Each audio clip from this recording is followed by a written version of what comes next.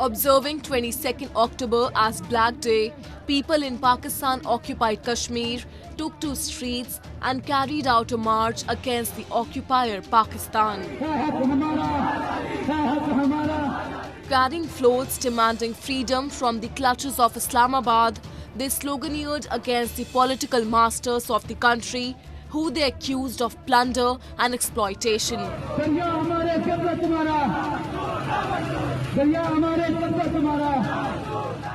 Kashmiris observed the day as Black Day because it was on this day in 1947 when Pakistan's tribal militias attacked the region and gained control over its resources and affairs.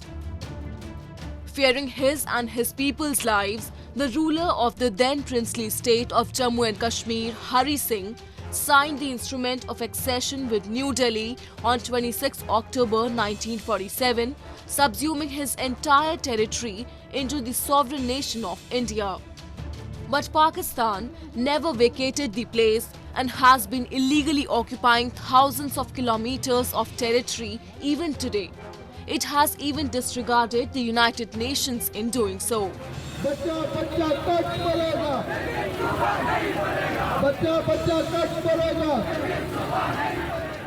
Kashmiris in POK, however, say that they will never accept Pakistan as their parent or home state and will continue their struggle until they ensure freedom.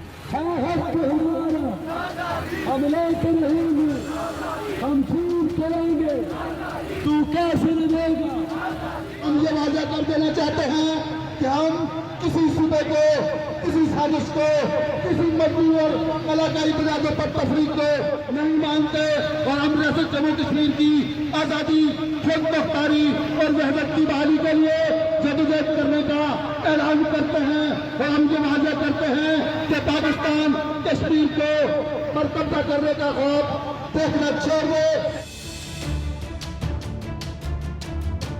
The anti-Pakistan anger is not just limited to the confines of Pakistan-controlled territories, but it has been simmering amongst Kashmiris living around the globe.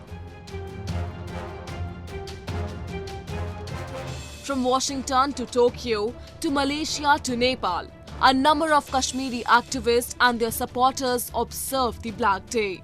They also highlighted the state-sponsored atrocities being committed by Pakistan in the region.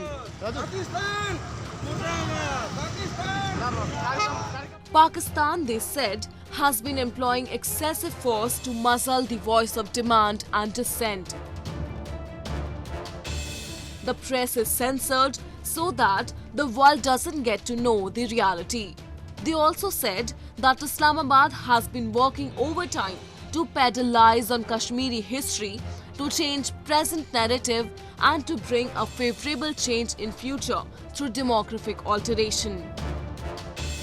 However, Kashmiris are not buying any of its tricks and have called out its dubious designs both at home and at international platforms. Meanwhile, Kashmiris in India, who unlike Pakistani state are equal and empowered citizens of the country, asked Pakistani PM and army generals to stay away from Kashmiri affairs.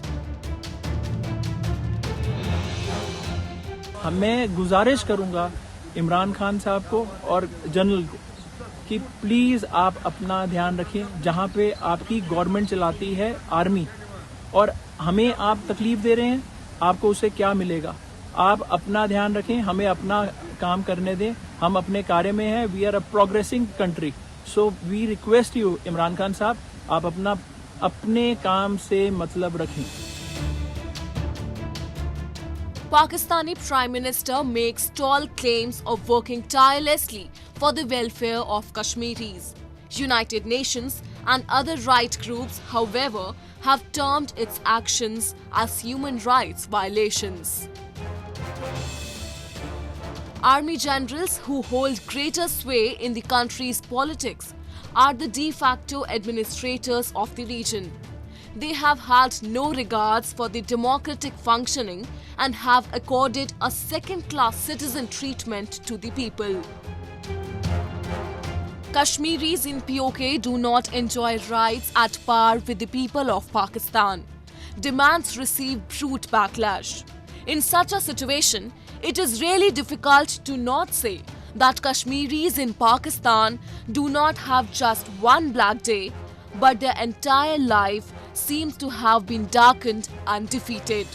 हम क्या चाहते हैं, हम क्या चाहते हैं, हम लेके रहेंगे, हम लेके रहेंगे, है हक हमारा, है हक हमारा।